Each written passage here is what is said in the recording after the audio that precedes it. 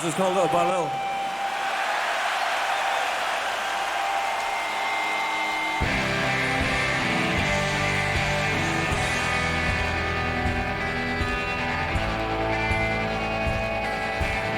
Did you enjoy doing Finsbury Park for a starter? Yeah, I loved it. Yeah, it was good. Really, really good. It should have been a bit more nervous than a bit more nerve-wracking than it was, because they were really important gigs, but we didn't realise that till the Monday morning after. Why were they so important for you?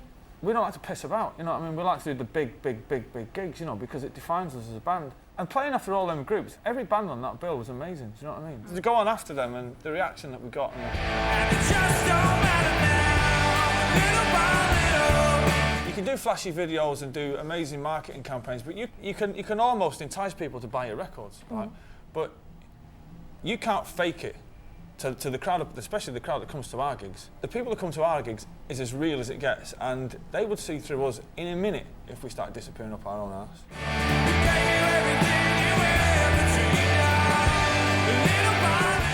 It was just, you know, again, that'll define our year, do you know what I mean, with them gigs, and we keep doing them once every 2 or 3 years. So. The gigs have always been received well. The gigs have always been great. The albums never get received well, I don't think. No. I mean, I've always been slagged off. I do remember Morning Glory getting universally panned in England.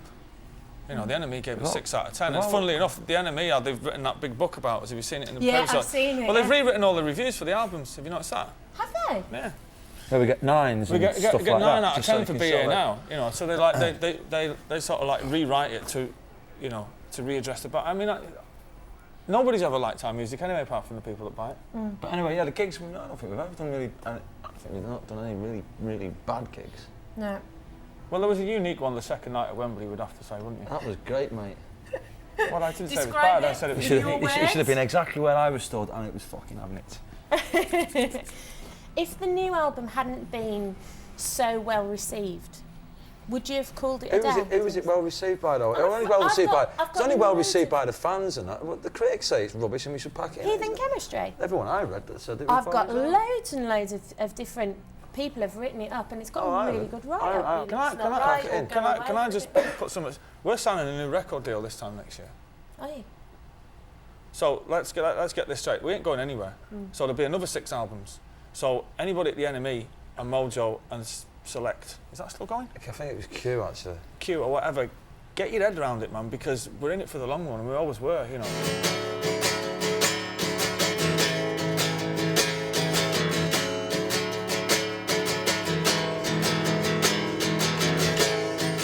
I haven't been to you. You've taught me fuck all. I've taught you how to play guitar. Have you? Fuck. Have you heard him, mate? Have you heard him? Where have you taught? I've come up to you. All of a sudden, at 29, you just went, where did I have that? Take your glasses off, tell the truth.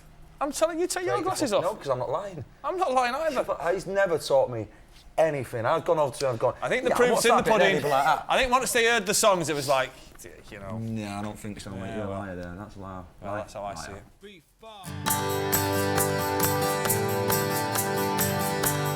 Talking to the songbird yesterday, flew me to a place not far away. She's a little pilot in my mind, singing songs of love to pass the time. So like last year, it was like, no, in fact, it was in France when I wrote Songbird. When we were doing Standing on Songbird Design, so I went for a walk.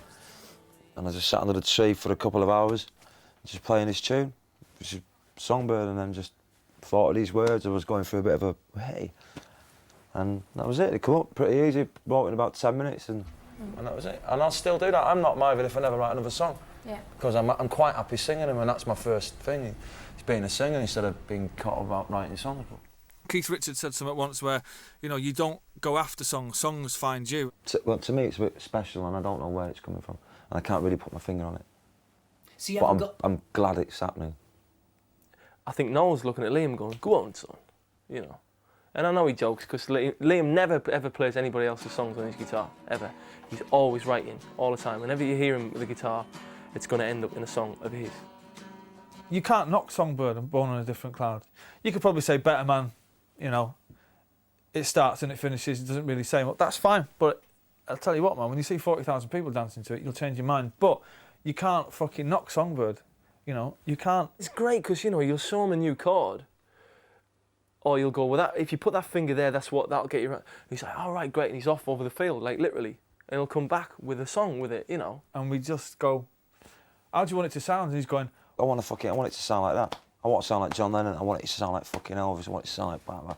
And that's it. I won't go in there and go, you know, like fucking, you know, I'm not scared of, you know, my influences, you know what I mean? The fuck, I wear them on my sleeve, you know what I mean? the song that we're doing, whoever's written it, this is the way I see it anyway. This is my story, and I'm sticking to this for the next 18 months. It's If we write look in the mirror and go, you're the man. If any of us write a fucking song, Noel comes and hogs it and fucking makes it his own. No. Basically, he goes, I'll have a bit of that, and the fucking cracks the whip and sells the What happens that's is, what Go happens. put your uniform on. What happens is, He'll spin you this yarn where he goes, well, if fucking one of them write a song, then like they're responsible for the who mixed it. and the reason me saying he's going to be the best songwriter in the next 5 years in England is me just putting pressure on him. Hoping he'll have a breakdown or something, you know, he'll fucking crumble under the pressure and give up writing songs. The bastard. I'm never going to write like an album of fucking songs. I'm never going to be a guy who goes, oh, I've wrote 40 songs. I'll probably write about 20, and I reckon that'll be me done. But there'll be 20 important ones. I think Songbird is amazing just because it's really, really simple, and I love it. I think Born on a Different Cloud is, I don't think he wrote it. I think he's lying. I think somebody else wrote it. I don't think, when he played it to me, I was like, fucking hell, you know. And his lyrics are mega. Well, I'd played some of the demos to me mates anyway, you know, and especially Born on a Different Cloud, that was the one that just completely jumped out, and they were all going, God, you know, and obviously it's so Lennon, so I was going, man, yeah, well, we dig into it, and I feel we did, and it's like, I don't know whether Liam's told you, but we call it like, you know, a Scouse Odyssey.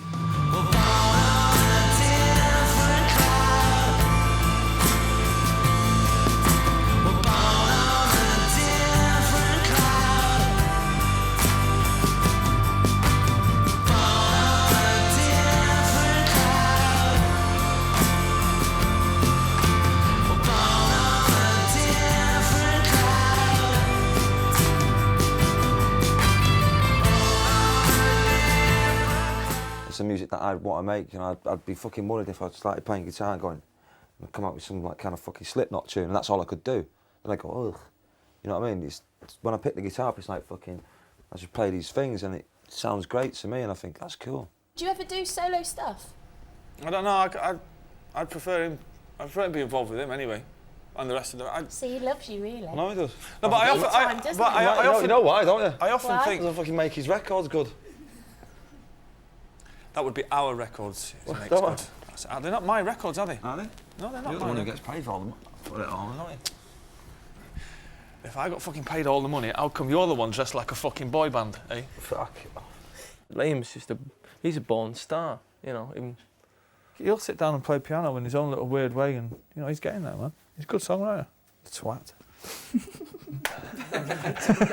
There was a point where we were doing this fucking session in the Olympic, and one of his tunes. It's fucking fun, man. And I'd gone off somewhere and come back to see these mic'd up a fucking Hoover. You know, going all fucking beat band on everybody. You know the tune like, I want you, want you so bad. You know, at the end it goes, do, and it goes, shh. What the fuck's that? It sounds like as if some missus has walked in with a fucking Hoover going, excuse me, George, lift your feet up. John, feet up, and all that. It sounded like a fucking Hoover, so then I went, well, let's get the Hoover out. So we got Henry the Hoover out, and then fucking mic'd it up. And it was fucking great. It was like a fucking plane taking off. So Noel's walking up the fucking thing, and someone's gone, and he's going, what are they up to? They're going, fucking, check it out, man. They're in there fucking kicking the Hoover, going, come on, to the Hoover.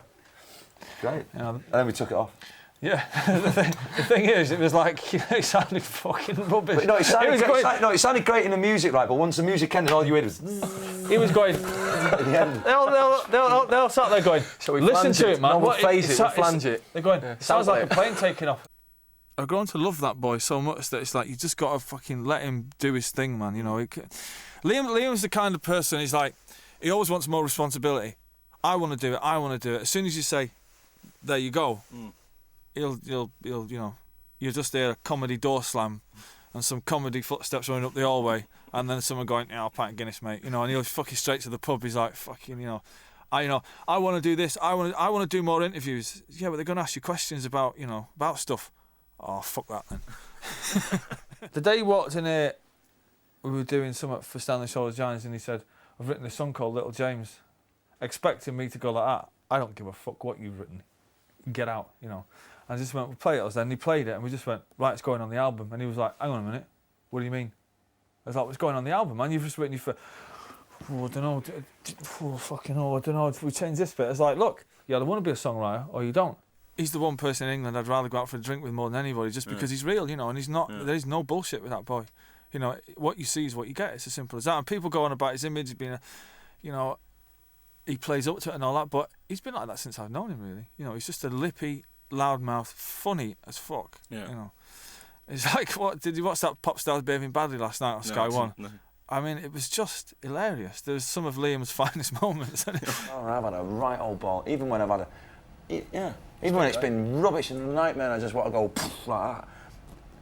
It's been great, you know what I mean? And the thing is, no matter how good it's been for us, for you, it's been twice as good. Because if it wasn't for us, believe you me, the British music scene would have died a fucking long time ago. Because if you look back to 1994, all the bands, everybody that's putting records out now that was putting records out before 1994, they were shit before we come along. If we done one thing, it was we moved the goalposts and we said, listen here, mate, number 23 in the charts and playing Oxford Zodiac Club ain't fucking good enough anymore. It's now number 1s and number 2s, and it's going to America and giving it some. And we dragged the British music, we dragged English guitar music out of the gutter. And it's as simple as that. And you might not like the music, and you know, you might think we're a pair of arrogant fuckers or what have you, but you know, you still love it.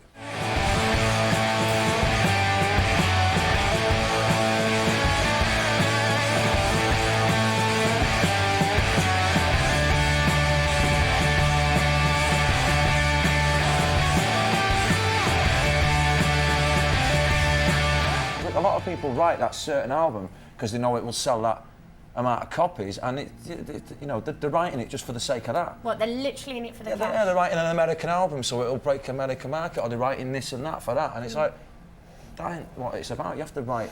Oh, you sound quite surprised that people would be in it just for the money, Kat. Well, from what you said about being a songwriter and I'm having to different. feel some... But are you a one well, of the... no, well, I can safely say that we're probably as real as it gets, you know, but if I find it quite amazing that you would sit there and think, oh, God, do you think people are really in it for the money? Of course they are. Well, you think it just runs like any other business? Of course it does. Yeah.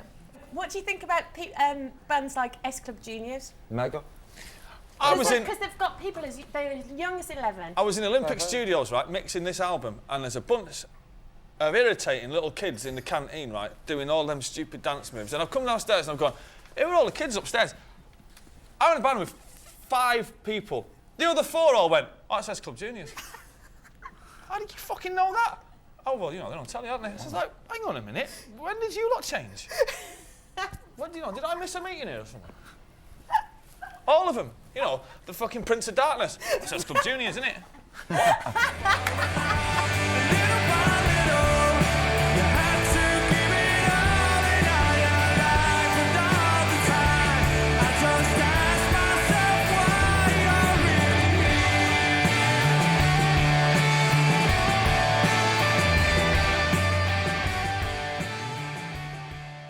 Can I have more Uber in my monitors?